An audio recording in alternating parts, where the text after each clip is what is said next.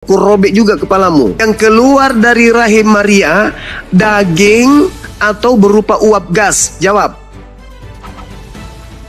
Salam satu Tuhan. Ya, pengantar ini singkat, para sahabat. Dukung semua ya, sahabat-sahabat kita, channel Bensa News Muslim.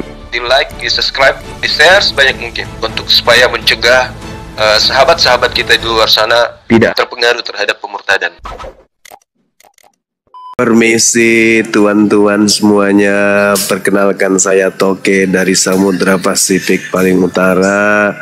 Hadir ke sini karena diutus oleh Yesus untuk memberikan minyak urapan kepada teman-teman yang ada keluhan gangguan saraf bagian kiri di batok kepala. Silakan pasien pertama mungkin yang mau diobati segera untuk sembuh, silakan.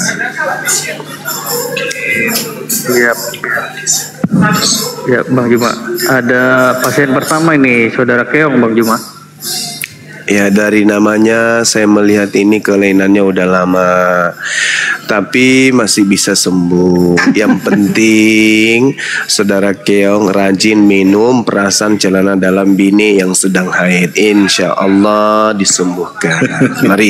Mari saya lihat tangannya dulu ya, yang kiri. Gimana Saudara Keong? Keluhannya gimana? Bang Keong? Gak usah malu-malu gitu, gak usah pakai gemetaran, gak usah, langsung aja bang. Sini tangannya yang kiri. Oh iya. Oke, kalau enggak saya aja ya. Ini pejabat dari mana? Tunggu lagi masak. Waduh. Satu-satu. Pasiennya banyak di sini guru. Masakan teri. Iya. Saudara Keong, mari kita diskusi pelan-pelan Saudara Keong. Cara saya nerapi pasien itu harus saya suruh bertanya dulu, biar ketahuan dari cara dia bertanya itu akan ketahuan gejala awalnya seperti apa. Silakan. Anda bertanya dulu tentang tema, apa temanya di sini? Di sini tadi antara Matius 7:21, kehendak Bapa itu Yesus Tuhan atau utusan Tuhan. Dijawab Ya. Yohanes 5:30, ternyata kehendak Bapa Yesus Tuhan. Tapi mereka balik, kehendak Bapa Yesus adalah Tuhan. Gitu tadi topiknya. Oh iya, mungkin bagus kalau hostnya dibikin temanya, karena pasien itu tidak semuanya tahu ruangan apa ini. Jangan sampai ini adalah ruang bersalin, yang datang itu orang penyakit gondok, kan nggak cocok. Ditulis di depannya supaya pasien ini bisa tahu ini apa, ruang bayi kah, atau bersalin kah, penyakit mata kah, penyakit gigi atau apa. Karena saya lihat rumah sakit ini pasiennya pada cupu-cupu semuanya. Jadi tolong dibuka ruang depan, itu ditulis ini spesial untuk pasien yang bermasalah dengan konsep ketuhanan atau konsep kenabian atau konsep kita atau apa gitu. Ayo mas kasih stiker. Ya. Ini kan berkaitan dengan apa? Pasien ini kita harus betul-betul konsentrasi untuk apa keluhannya gitu. Sambung aja Bang Juma. Yang diusir oleh Yesus itu yang menganggap Yesus Tuhan atau yang menganggap Yesus utusan Tuhan? Nah itu silakan. Ya, berarti berurusan dengan Yesus ini Tuhan atau Nabi atau bukan Tuhan gitu. Apa hubungan Muhammad dengan Yesus? Mereka sama-sama utusan Tuhan.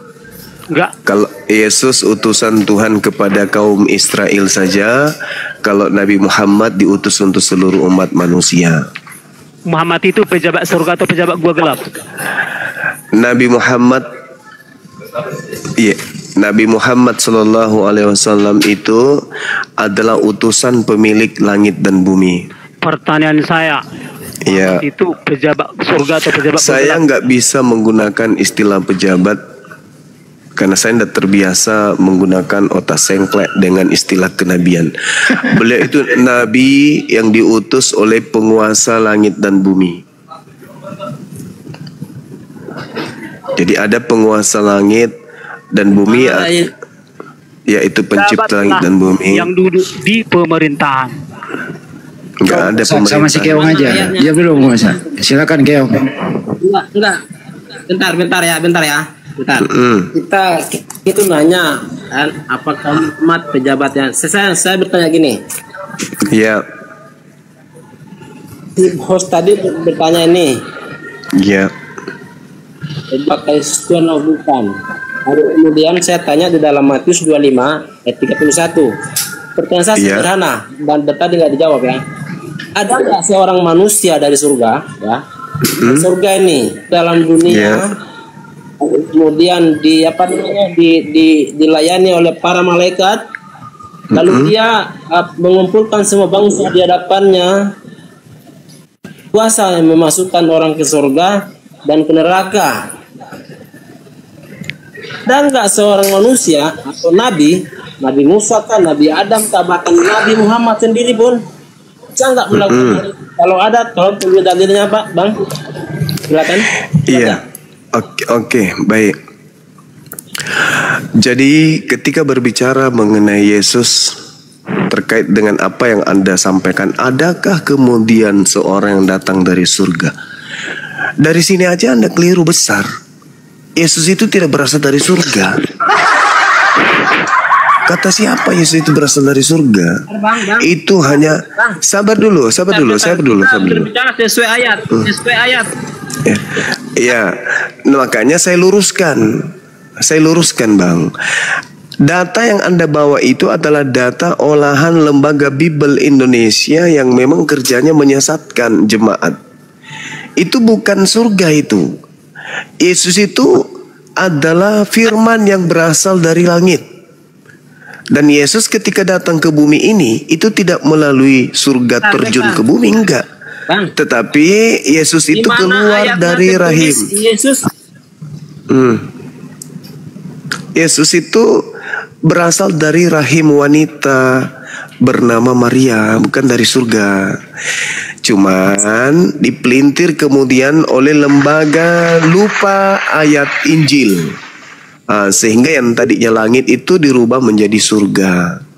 Nah, itulah hebatnya seorang Bang Suma yang bisa meluruskan sesuatu yang bengklot, yang sudah diimani 2000 tahun oleh orang-orang Kristen, tapi tidak sesuai dengan penjabaran yang seharusnya. Yesus itu bukan berasal dari surga. Yesus itu berasal dari rahim seorang wanita bernama Maria. Dari sini aja kalian sudah salah besar.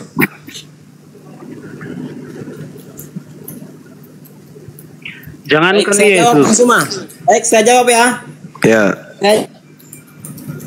Anda berkata bahwa Yesus bukan dari surga, dan Anda juga berkata bahwa Yesus adalah firman dari langit. Yang saya tanyakan. Oh, Yesus berasal dari langit, firman-Nya ya. Lalu kemudian ketika Anda berkata bahwa Yesus bukan dari surga, sini Anda sudah salah. Ya. Ketika Yesus datang ke dalam dunia ini itu dari surga ya kan.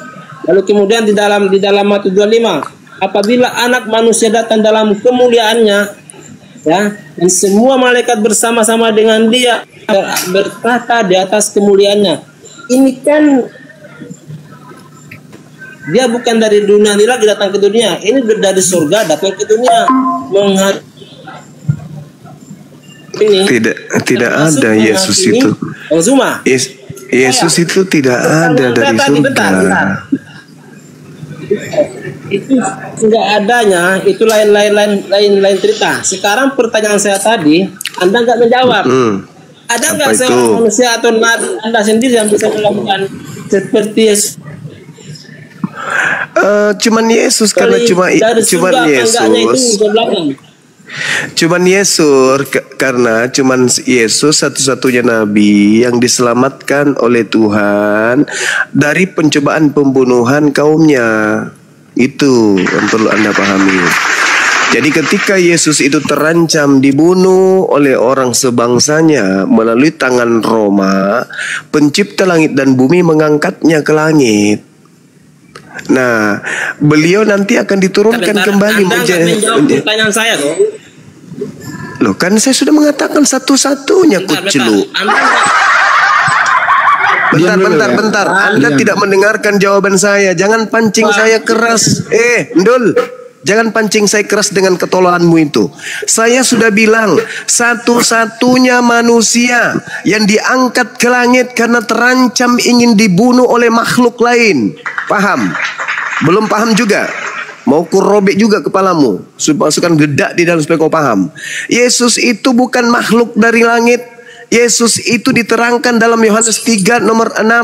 Apa yang dilahirkan dari daging adalah daging, dan apa yang dilahirkan dari roh adalah roh. Maria itu adalah daging. Ketika dia melahirkan kucluk, yang keluar itu daging. Yohanes 1 nomor 14. Perkataan Tuhan, ide Tuhan itu telah menjadi daging. Untung dikasih roh, kalau tidak dia keluar jadi mayat. Paham kau sampai sini?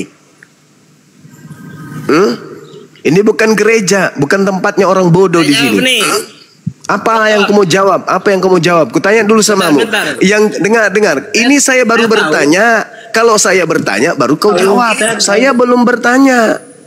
Saya baru bertanya ini. Yang keluar dari rahim Maria, daging atau berupa uap gas? Jawab.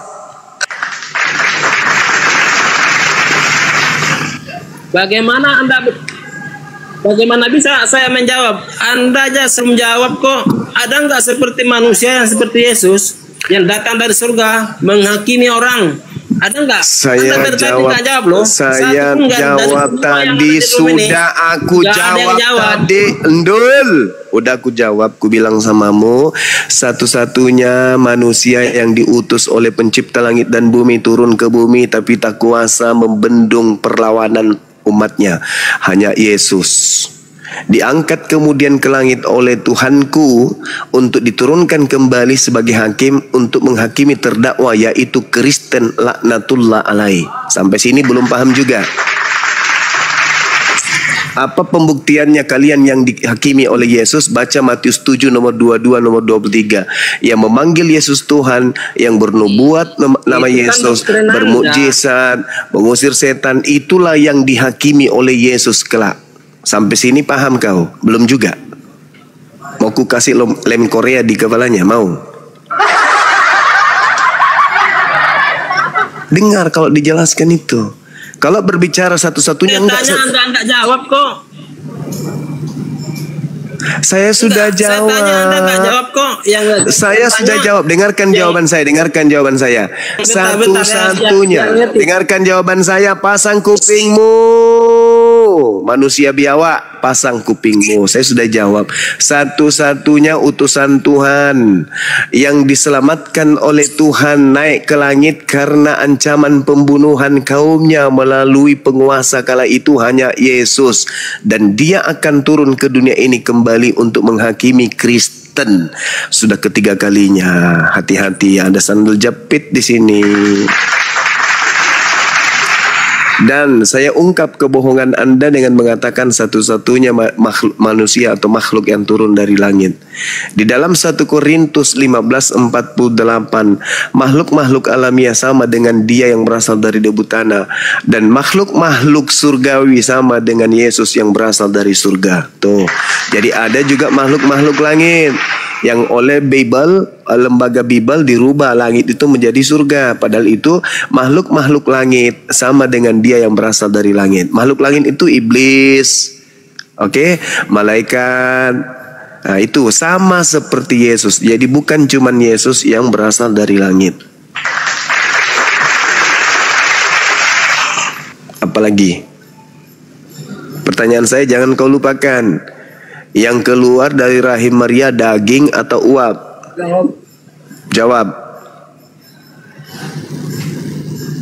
Baik ya. Berarti kesimpulan saya tadi bahwasanya hanya Yesuslah yang bisa dari surga datang ke dalam dunia menjadi hakim yang adil, berkuasa, memasuk. Yang nggak ada ya. Tidak ada Yesus berkuasa lame-lame. Tidak ada Yesus berkuasa. Markus 10:40, Yesus ditanya di situ dan Yesus menjawab, hal duduk di sebelah kananku atau di sebelah kiriku, aku tidak berhak memberikannya. Hal itu akan diberikan kepada orang-orang bagi siapa saja yang telah disediakan oleh Bapakku. Aku tidak berhak, berarti Yesus tidak berkuasa. Jangan kau asal-asalan di sini. Ini bukan gereja. Kalau kau berbicara itu harus berdasarkan data. Ini bukan gereja, kawan. Pertanyaan saya ulang lagi ya. Yang keluar dari rahim Maria itu daging atau uap atau asap? Jawab. Daging yang bernyawa. Daging yang bernyawa. Kalau saudara Keong, apa yang keluar dari rahim Maria? Daging atau asap? Manusia yang Allah. Manusia yang sangat ajaib. Ya, itu betul, manusia ajaib. Keong, yang keluar dari rahim Maria itu daging atau asap? Ini bentar. Ini hostnya kok main mute ya? Kenapa ya? Dari tadi awak ngomong mute terus. Ya, silakan Anda jawab. Menurut Anda, ketika Yesus datang ke dalam dunia, jangan di mute ya. Iya, gantian. Ke dalam dunia, menurut Anda apa? Apa yang Anda lihat di situ? Dia kan manusia nih. Iya, manusia. Daging. Menurut Anda? Daging. Nah, pencipta Kalau langit dan bumi, pencipta langit dan bumi yang disebut Yesus sebagai Bapa, daging atau bukan? Daging yang paling Allah. Apa? Jangan dulu gue masak. Udah. Pencipta langit dan bumi yang Yesus sebut sebagai Cuma Bapa, saya yang bisa mengkaukan itu cuma. daging atau bukan?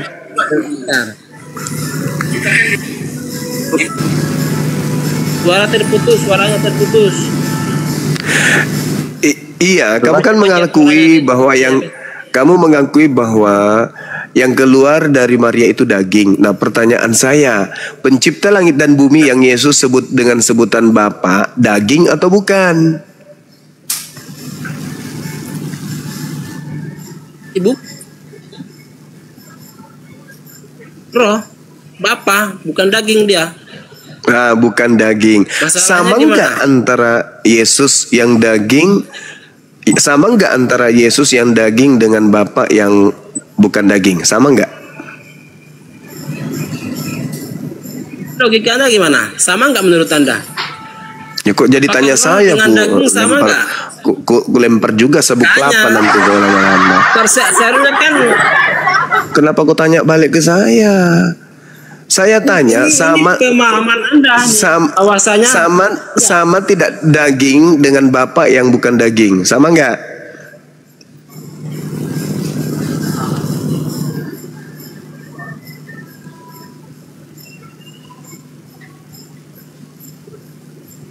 Ini semua ini pasti yang merobat jalan ini naik. Ini mantan maling ayam digebukin masa ini kena otak balok. Jadi saraf pada gangguan semua. Giliran nanya lancar, giliran jawab macet. Sama dalam hakikat kealahannya sama. Hakikat kealahannya sama. Ya, coba ganti pemain dulu ya. Sama dalam hakikat kealahannya. Hakikatnya ya, betul. Kalau Yesus adalah coba kau tunjukkan di mana tertulis hakikat Yesus itu adalah Bapa. Silakan.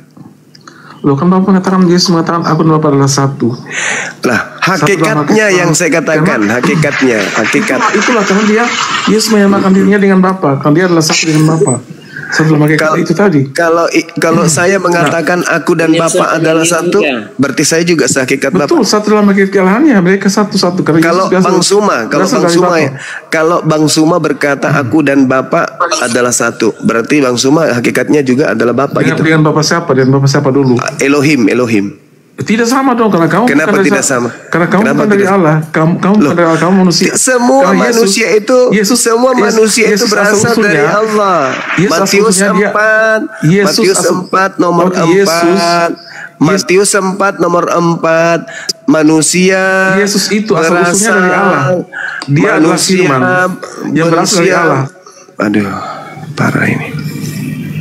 Bro, Udah lah, kamu ngomong gantian, dulu. Kamu harus gantian, pahami dulu bahwa gantian Kamu dulu, ngomong. Bang Juma dulu bicara, baru Anda jangan. ya saya jelaskan jawaban saya gini. Anda belum bertanya, nanti aja. Kenapa Nanti Yesus Anda sama?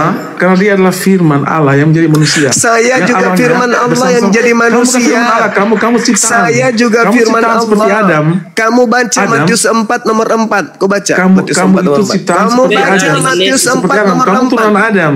Kamu bukan baca berasal dari- Matius Cuma 4 nomor beda dengan 4. Yesus. Bang Riyandi, kamu- tolong tertib Bang Riyandi. Kamu baca, tolong tertib. kamu baca Matius 4 nomor 4. Bang Suma juga berasal Kalau dari Juma firman. beda dengan Yesus. Bedanya di mana? Jangan sama. Bedanya Yesus dengan saya apa? Coba. Ya, Silakan. beda dong. Bedanya di mana? Yang pertama aja. Beda. Perbedaannya ya. Yang pertama. Ya. Yesus tanpa persetubuhan ayah dan ibu, lahir dari Roh Kudus. Sementara Bang Zuma lahir dari mana? Saya tanya. Oke. Coba saya tanya aja. Oke. Yesus berasal dari firman. Matius 4 nomor 4. Bang Suma juga berasal dari firman. Rohnya Yesus berasal dari Allah. Bang Suma juga rohnya berasal dari Allah. Kejadian 6 Bentar. nomor 3. Samanya itu. Apa bedanya? Coba. Apa bedanya? Aku dan Yesus rohku sama-sama dari Allah. Apalagi? Apanya lagi yang beda? Ayo. Bang Juma laki-laki, Yesus laki-laki nggak? Iya. Jelas beda Apa lah. bedanya? Jauh beda Anda dengan Rohnya Yesus dengan rohku sama. Kejadian 6 nomor 3. Dagingku dan dagingnya Yesus sama. Matius 4 nomor 4. Apa bedanya aku dengan Yesus? Gak ada. Gak ada bedanya. Coba kasih yang bukti bahwa aku dan Yesus itu beda, itu di mana? Coba. Gak ada bedanya. Tadi kan udah saya tanya. Apa bedanya? Bahwasannya Bang Juma Apa disunat, bedanya? Yesus disunat nggak? jauh berbeda Disunat dengan juga. Ya, sama. Sama. Yesus. Sama Anda dengan jauh kali gitu. Apa bedanya? Apa bedanya? Bang Suman dengan Yesus itu bedanya di mana? Ayo. Yesus. Bentar. Saya dulu. Bentar dulu.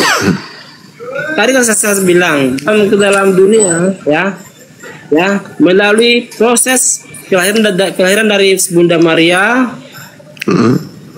persetubuhan ayah dan ibu. Terus Lahir apa? dari mana, Pak? Apa maksudnya? Lalu kemudian itu yang pertama. Lalu kemudian Apa? Yesus berasal dari surga, ya turun ke terus? dalam dunia lagi, menghakimi semua orang termasuk Anda. Anda bisa nggak? Itu konsep agamamu.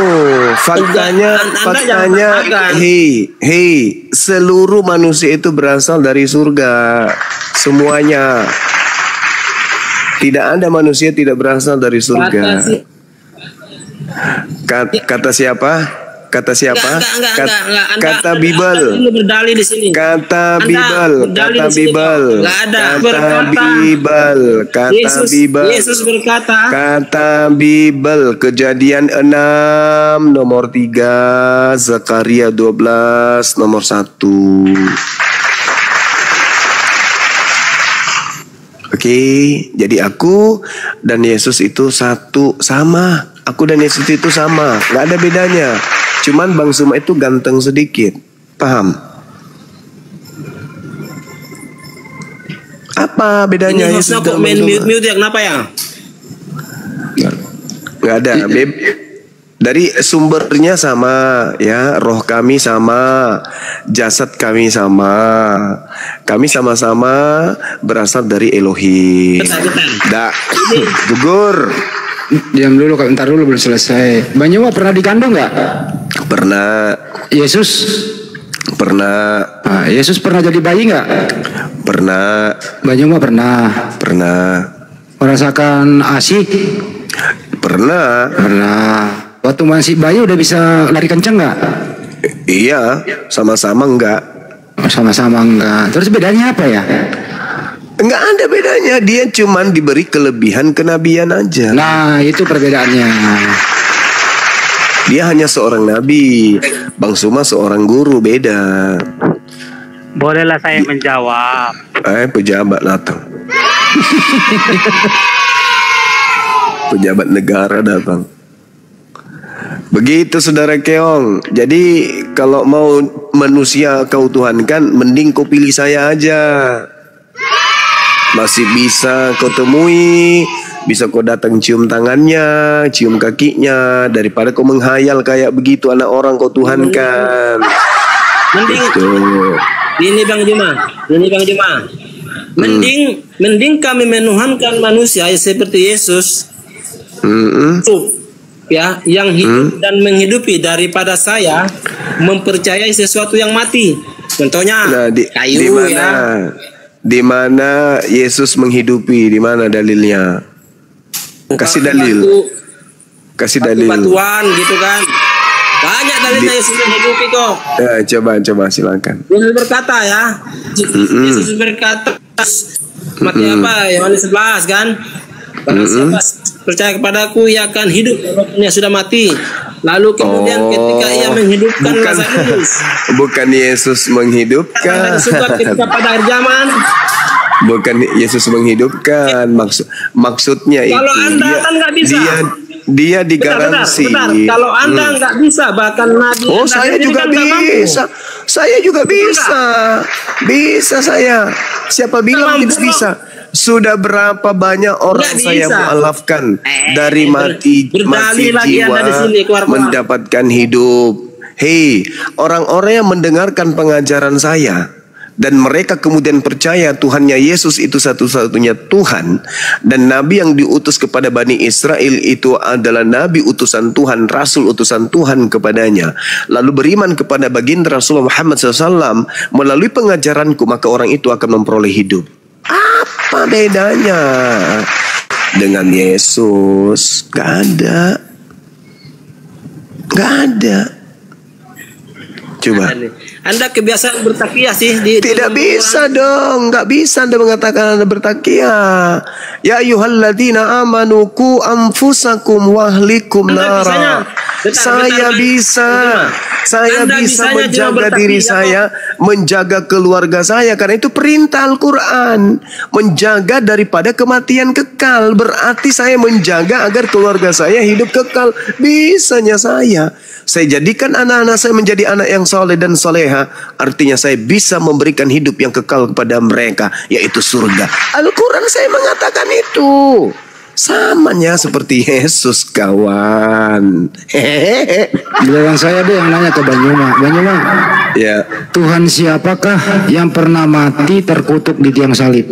Nah, itu bedanya dengan saya, dengan Yesus dengan saya. Saya mati insya Allah dalam keadaan mulia sebagai Muslim, sedangkan dia mati secara terkutuk.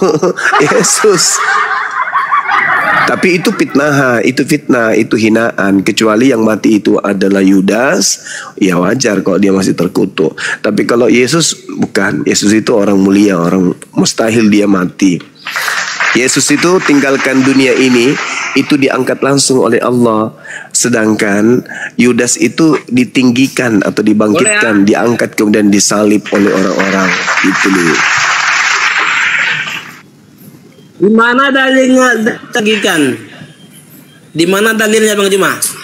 Apa tuh? Di mana coba? Dalil apa? Dalilnya Yudas ditinggikan. Dalilnya Yudas, anak manusia akan ditinggikan, akan dibangkitkan. Anak manusia. Siapa? Yes. Kepada siapa? Iya, siapa lagi kalau bukan Yudas? Siapa lagi? Siapa lagi kalau bukan Yudas?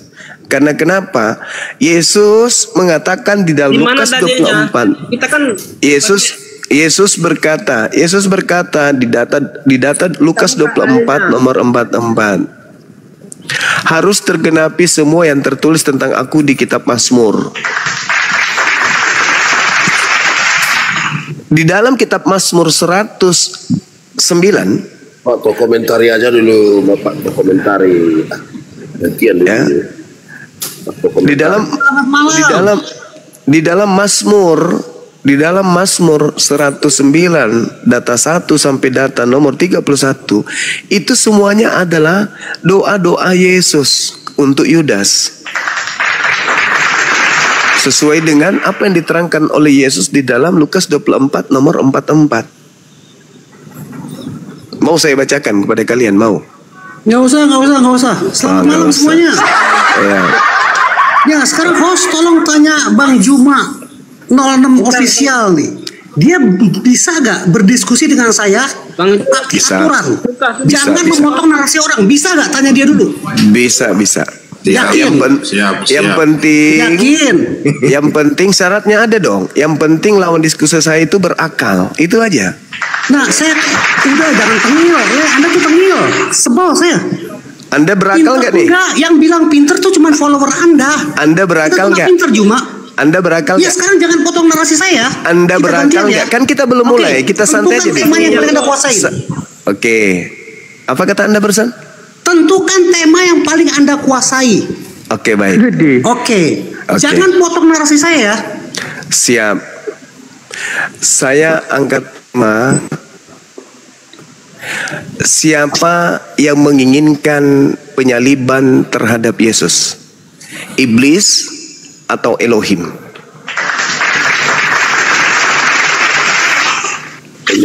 Saya mulai. Oke, silakan. Dengarkan. Ketika Elohim menyalibkan seseorang, maka orang itu adalah orang yang melakukan dosa yang sepadan dengan hukuman mati. Dan orang itu pasti dikutuk oleh Elohim. Tolong tunjukkan data di dalam kitabnya orang Yahudi, orang suci, orang yang dikasihi, dikutuk oleh Elohim. Adakah orang yang dikasihi, orang yang kemudian dicintai oleh Elohim, yang kemudian dikutuk dan disalib oleh Elohim? Tunjukkan datanya di kitabnya Yahudi. Silakan. Yahudi, Yesus belum turun ke dunia. Anda jangan ke situ. Katanya tema yang paling sulit. Katanya tema yang paling sulit. Tunjukkan di mana Abraham menjalankan hukum Taurat. Katanya tema yang Taurat paling belum diturunkan di zaman sulit. Katanya tema yang paling sulit. Percaya. Memang semua setan kau ajak ke sini teman-temanmu memang nggak bisa sanggup menghadapi Bang. Sudah. Gua turunkan kau. Jangan Bang Andi. Kita bisa lihat kesombongannya dia itu harus kita bungkam di sini. Kalau beliau masih mau naik silakan Anda naik, tapi jangan sombong. Kan udah aku bilang berakal. Anda memancing saya untuk memberikan Anda tema terberat. Kita coba dulu saya sama Juma. Sebenarnya itu bukan tema berat. Itu tema yang hanya untuk menampol doktrin gereja dari barat yang menipu kalian selama 2000 tahun. Paham? Ya, maaf Kanda Bang Andi. Ya, gua silakan lagi. Ya, silakan saudara komentar ya. Jadi ketika saya bertanya, tunjukkan orang-orang Kristen ini apa yang mendasari kemudian saya bertanya seperti itu, saudara. Karena orang Kristen ini ketika ditanya tentang penyaliban, kenapa Yesus disalib? Apa larinya? Nubuat, sudah ada nubuat di kitabnya Yahudi, sudah ada nubuat di dalam kitab Yesaya, sudah ada nubuat di dalam kitab ini, sudah ada nubuat. Terus kenapa giliran saya bertanya seperti ini, Anda kemudian menangis, meringis, dan mengatakan bahwa itu tidak ada karena belum terjadi penyaliban. Ini sebenarnya saya membuka jalan nih buat saudara Kristen untuk melampiaskan kemudian doktrin dogma. Kalau doktrin dogmanya itu betul, berarti Bang Suma membuka jalan untuk supaya orang Kristen membuka data di dalam kitabnya Yahudi tentang nubuat penyaliban tersebut. Pertanyaan saya sederhana, di mana ayatnya Elohim mengutuk orang yang dikasihi, mengutuk orang yang dicintainya, mengutuk anaknya sendiri. Itu tertulis di mana? Di kitabnya orang Yahudi. Katanya ada nubuatan. Silakan Anda tunjukkan nubuatan itu. Saya tunggu. Silakan. Hati-hati bukunya robek. Tunggu, saya mesti. Ini kan saya siap ditanya. Apapun ya, Anda tuh bertanya aja, jangan menyimpulkan. Nah, tapi saya harus membutuhkan waktu cukup lama juga ya, karena saya kan nggak tahu apa yang akan Anda tanya. Saya harus mencari dulu. Makanya Pak, tunggu Pak, Bang, udah jangan saya siap dibilang jangan. Naga Bonar bilang begini, udah aku bilang ya Anda tuh kapasitas Anda bertanya, jangan menyimpulkan. Udah diam, tanya saya jawab. Matilah kau. Udah aku bilang jangan kau ikut. Saya mau jawab, ini saya mau jawab, diam. Tengil, agak lu tengil, tau gak? Biji pelermu masih sebesar kelereng, jangan ikut bertempur. Kau ikut pula bertempur, matilah kau. Tengil, nih saya jawab ya. Bukan agak lu tuh tengil, tau gak? Udah silakan. Dipikir keren gitu. Silakan. Cuma. Masih mending saya daripada mulut besar tapi nol otak kosong. Anda otak kosong nih. Udah, semua narasi Anda tuh kacau, Juma. Nggak usah merepet. Jawab. Ini siapa yang nge-mute saya sih? Jawab di mute. Oke, nubuat tentang Yesus ya. Di dalam kitab Ulangan 18 ayat 15. Saya baca ya. Ya.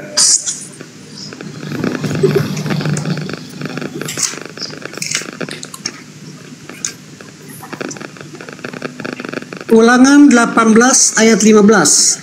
Seorang nabi dari tengah-tengahmu, dari antara saudara-saudaramu, sama seperti aku, akan dibangkitkan bagimu oleh Tuhan Allahmu. Dialah yang harus kamu dengarkan. Digenapi di Kisah Para Rasul 3 ayat 22.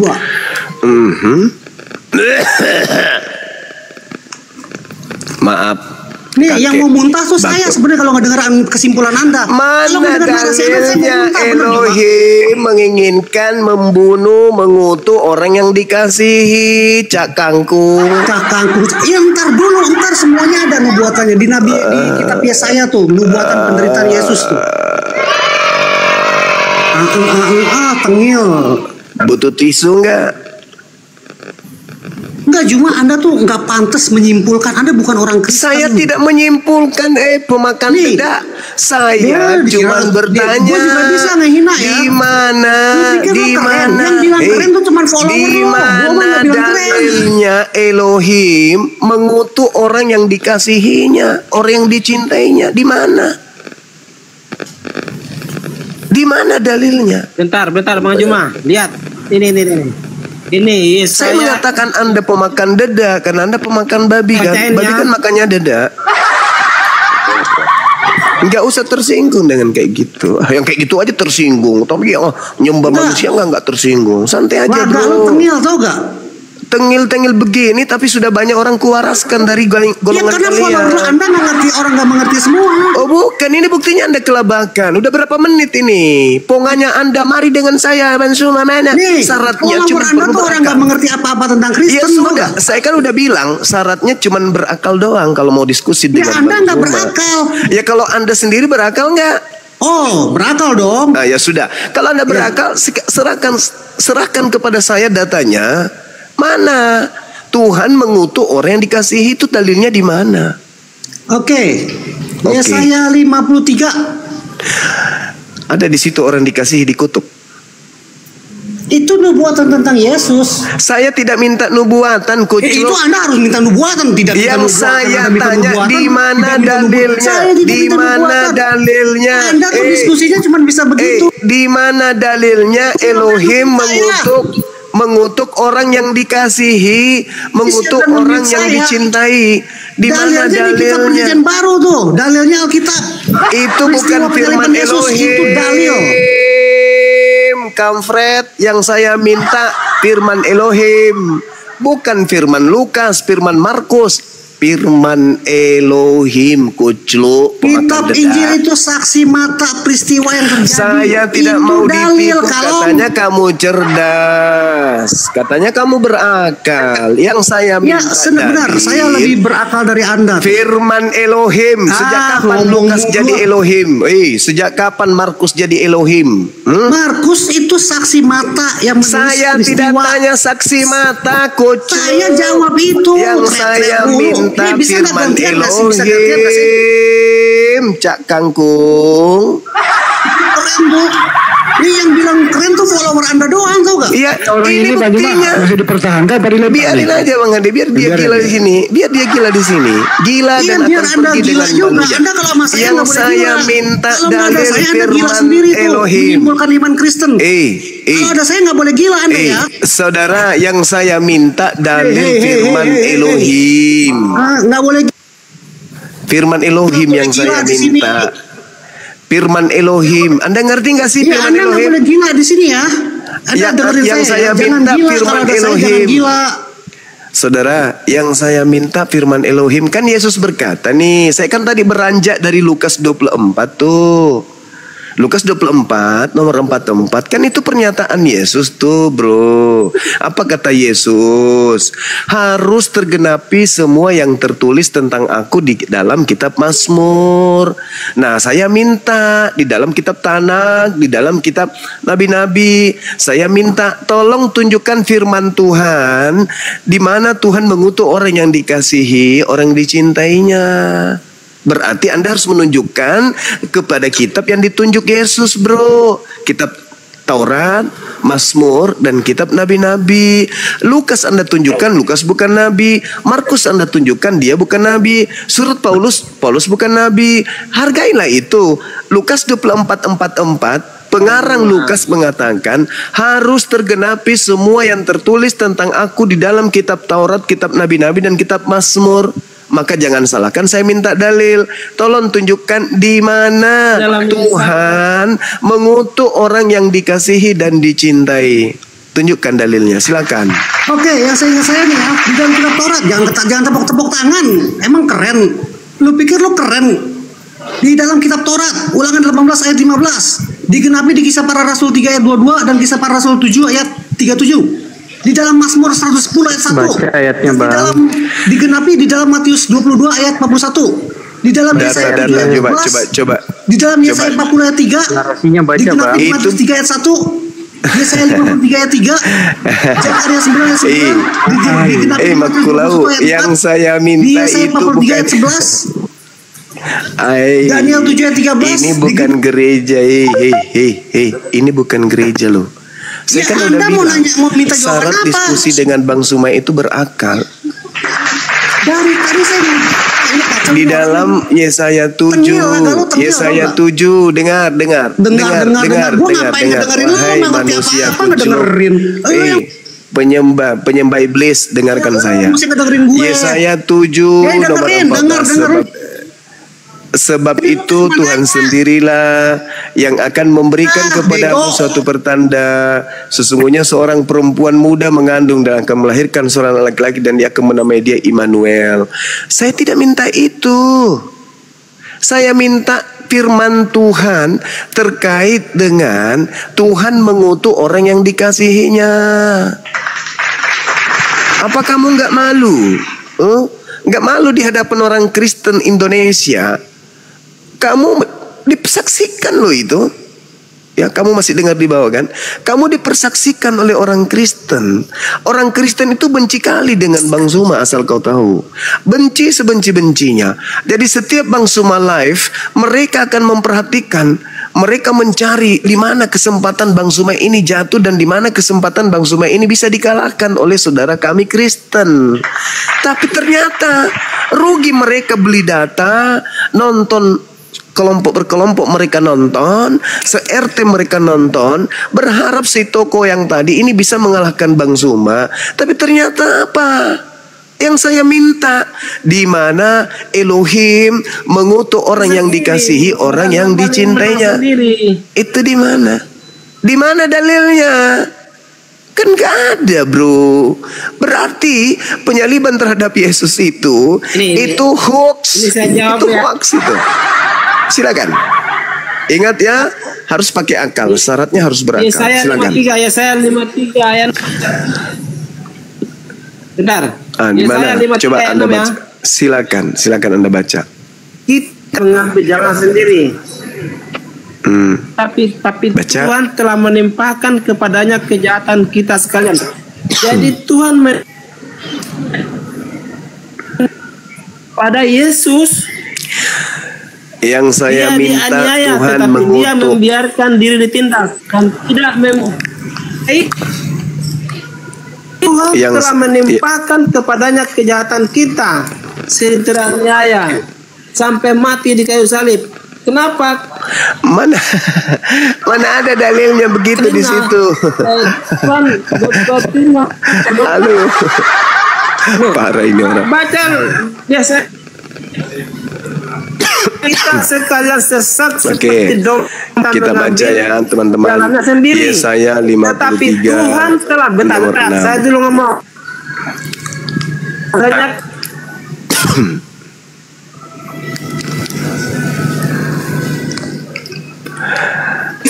itu dalilnya, itu dalilnya. Apa lagi yang mau Anda tanya? Saya boleh baca? Kita sekalian sesat seperti domba. Coba masing-masing kita mengambil jalannya sendiri. Tapi dia jaringan saya jelek kali ya. Enggak, lawan yang jelek. Dia ngoceh terus dia. Cek. Bang Keong, tolong diam dulu Bang Keong. Sinyalnya jelek Bang Keong. Kan Bang Juma. Iya. Di dalam Yesaya 53. Ya, suara saya kedengaran? Kedengaran. Oke, baik. Ya, Yesaya 53 nomor 6. Kita sekalian sesat seperti domba. Masing-masing kita mengambil jalannya sendiri. Tetapi Tuhan telah menimpakan kepadanya kejahatan kita sekalian. Yang saya minta ini, Tuhan mengutuk. Paham? Tuhan mengutuk orang yang dikasihinya. Saya minta dalil di mana Tuhan mengutuk orang yang dikasihi itu. Karena pemberontakan manusia, makanya Tuhan telah menimpakan kepadanya kejahatan kita, pemberontakan kita, sehingga dia menjadi Di mana dalilnya di situ terkutuk? Di mana? Tunjukkan ke saya di mana ada kata kutuk di situ. Di mana? Orang dikasihinya. Di mana kemudian orang dikasihi di situ diceritakan?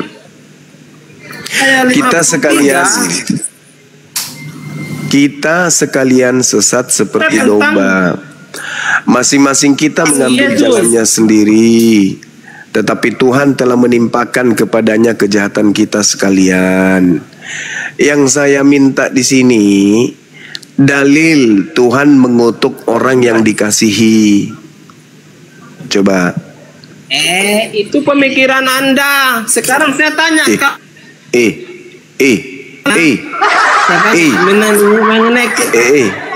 Saya minta dalil loh. Kenapa saya minta dalil bahwa orang yang dikasihi itu yang dikutuk? Karena berdasar kepada Galatia. Terserah. Saya tidak 53 ayat 6 ini. Saya minta dalil kepada saya. Saya minta dalil orang yang dikasihi kemudian dikutuk oleh Tuhan.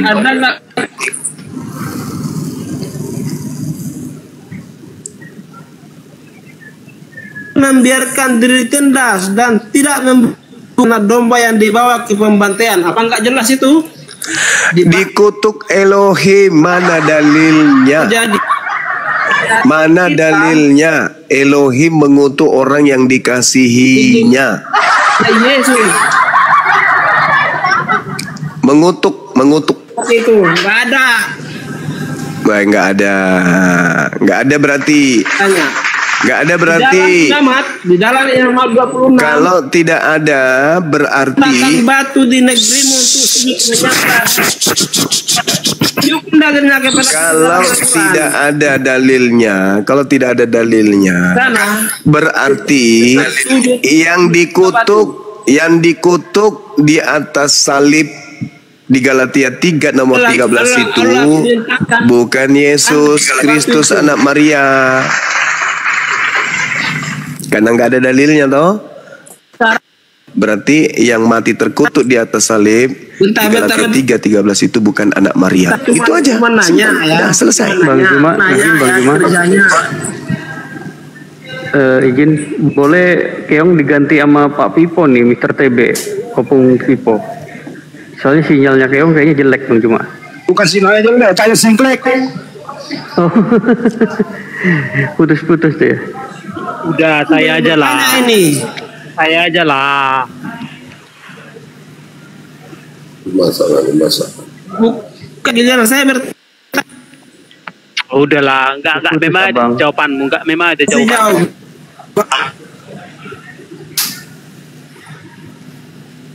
Kayak sesat, masing-masing mengambil jalan sendiri.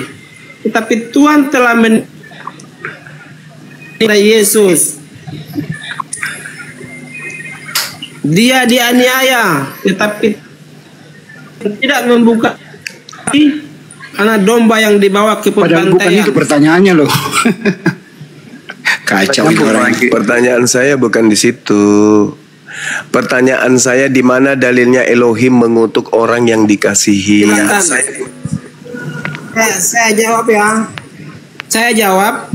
Dan ngomong sendiri dia Bang Andi. Kalau dalilnya dalil di dalam Alkitab mengatakan bahwa Allah seperti itu nggak ada memang.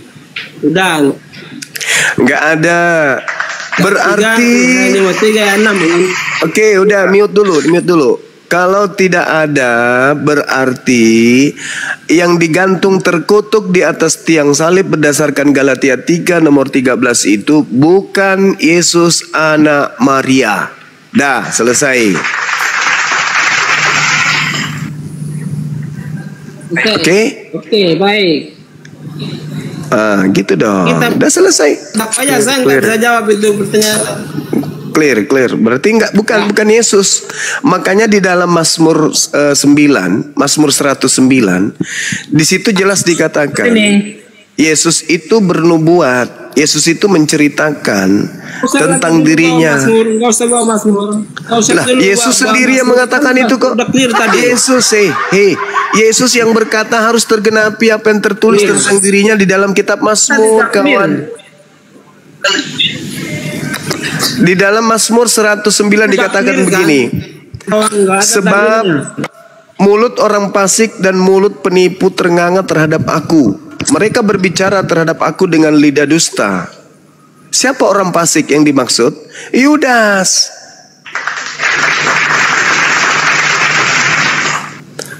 Oke, paham sampai situ? Karena di dalam kitab Amsal yang dimaksud orang fasik adalah orang yang makan suap. Nah, siapa yang makan suap? Yudas atau Yesus? Yudas, paman. Yudas. Sedangkan di situ dikatakan sebab mulut orang fasik dan mulut penipu ternganga terhadap aku. Mereka berbicara terhadap aku dengan lidah dusta. Dengan kata-kata kebencian mereka menyerang aku dan memerangi aku tanpa alasan.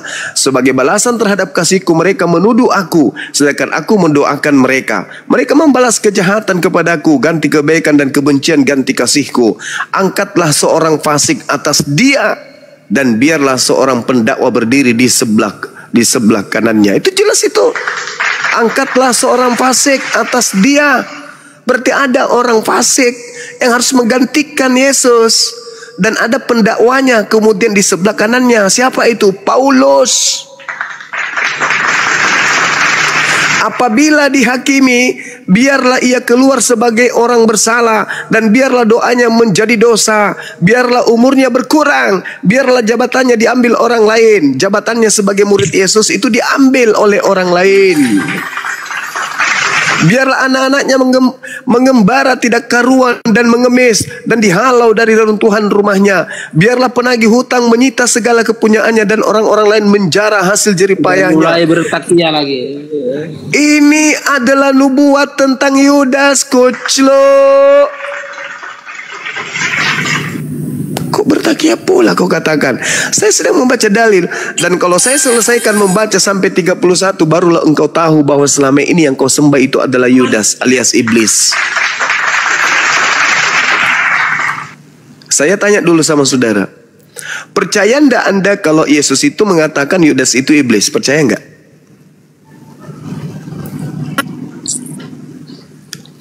Percaya ndak kalau Yesus berkata Yudas itu iblis? Percaya, Paman. Percaya.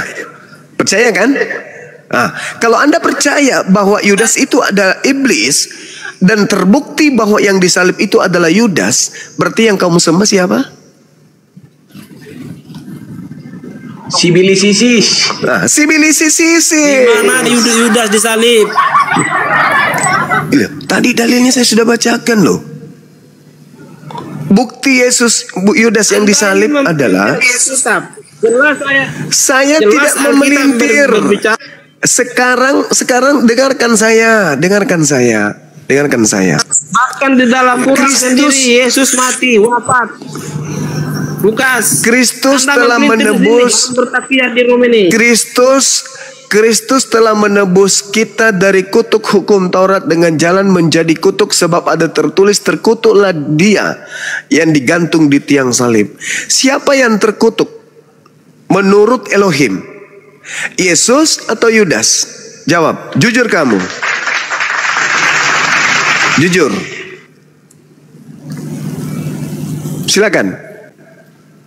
Yesus. Siapa yang terkutuk? Yesus yang disalib itu, ada yang orang lain. Siapa yang terkutuk? Yesus yang terkutuk, itu mati terkutuk. Kenapa kamu menuduh Yesusku sebagai terkutuk? Apa alasanmu? Jawab. Apa alasanmu? Itu sudah sesuatu yang harus terjadi. Tidak ada yang bisa menghindari. Itu maumu. Itu maumu. Yang saya minta jelas, akurat, ada datanya.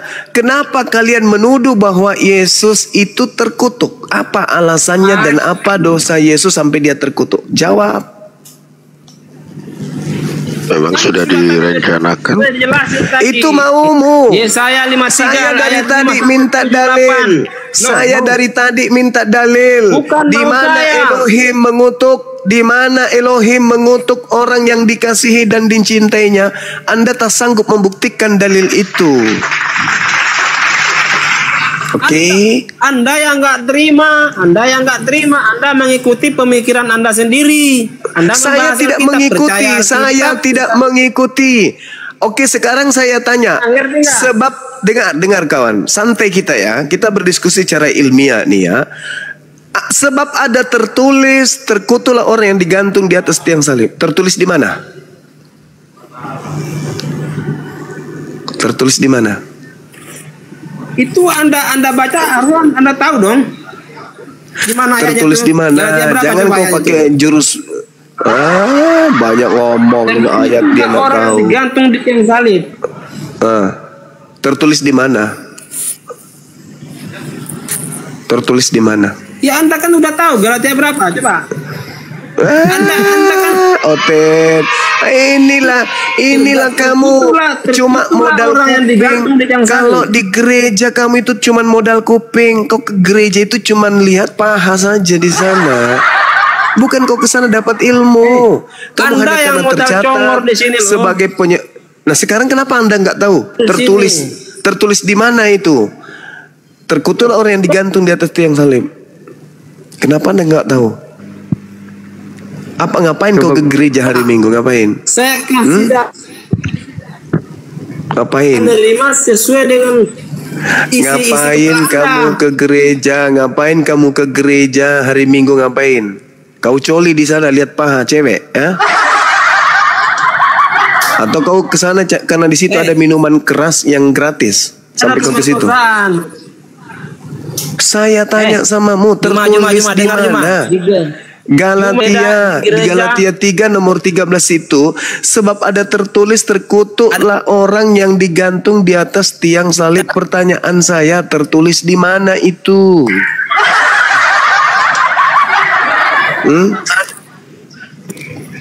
Tertulis di mana? Bang Juma. Oke, Bang Keong, gantian dulu ya Bang Keong ya. Bang Keong, gantian dulu ya. Silakan, Ya. silakan. Jangan ini Bang gantian dengan Juma jangan saudara yang lain. dia nih, nggak bisa nih dibiarin. Keluar. Hadapkan saya dengan orang Kristen yang paham Bible. Iya Bang, Tapi yang berakal. Tapi yang berakal ya. terima kasih sebelumnya ya Bang. Semoga sehat selalu abang-abang semuanya. Siap. Ya, silakan. Saya baru masuk langsung besarkan saya langsung di sini. Kenapa gitu Bang? Iya, saudara.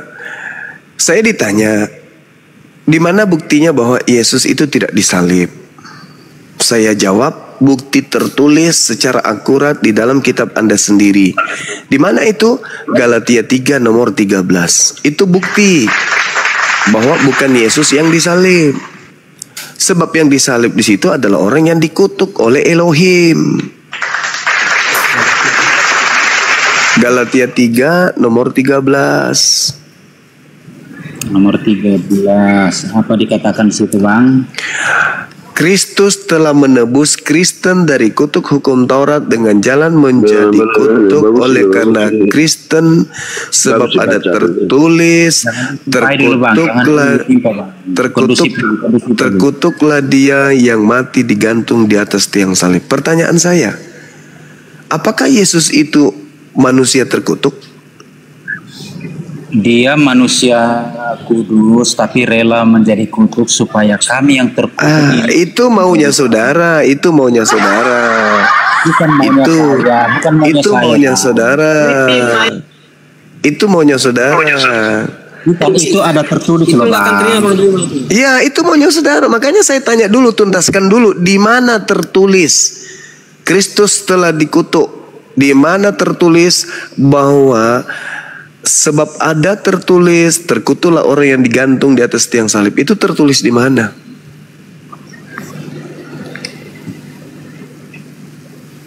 Di mana Bang? Di nubuatan ada itu loh Bang. Ini bukan nubuat, ini tertulis. Terkutuklah orang yang digantung di atas tiang salib. Sebentar ya Bang ya, saya carikan dulu ya Bang. Iya, silakan. Pak TB mau masuk, mau jawab? Dia berdua di atas, jangan dulu diganggu. Biar aja orang itu santai aja.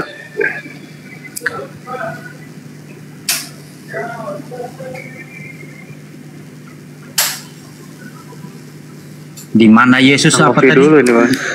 Di mana tertulis terkutuklah orang yang digantung di atas tiang salib.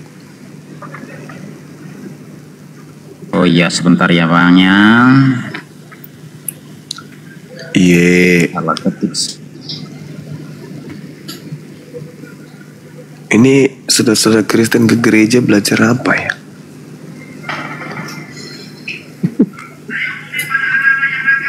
Joget paman. Oh, joget. Ah, ini mualaf, dia tahu. Beliau tahu. Oke, sebentar ya. Dia jawab gitu ya Bang.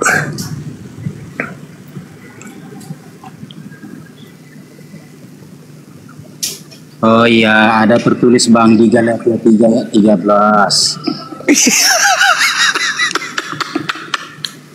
Nah, Kristus telah menebus dari kutuk hukum Taurat dengan jalan menjadi kutuk karena kita, sebab ada tertulis terkutuklah orang yang tergantung di kayu salib. Jelas ya Bang ya? Nah, itu tertulis di mana?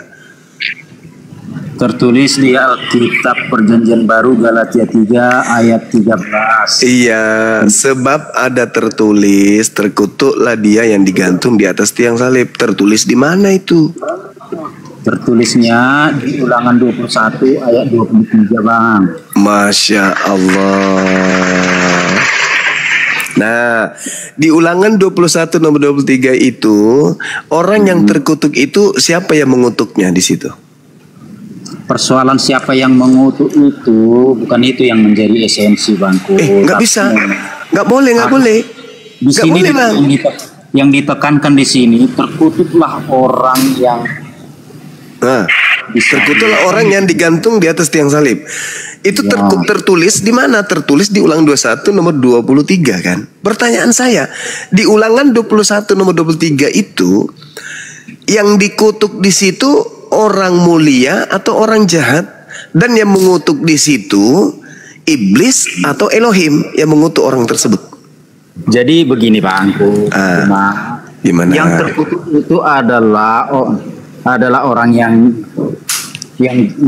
jahat. Nah, Yesus terkutuk, dia menempatkan diri menjadi terkutuk supaya apa? Supaya dosa yang seharusnya ditanggungkan kepada kami yang berdosa ini ditimpakan kepadanya sehingga kami beroleh selamat. Saudara, itu maunya saudara. Bukan maunya saya, tadi kan sudah saya tunjukkan dalilnya yang dikutip itu adalah orang yang melakukan kejahatan, orangnya, oknumnya. Lalu oknum ini yang dikutuk oleh Elohim. Nah sekarang pertanyaannya, Anda sedang menyetarakan Yesus dengan orang yang dikutuk oleh Elohim, betul?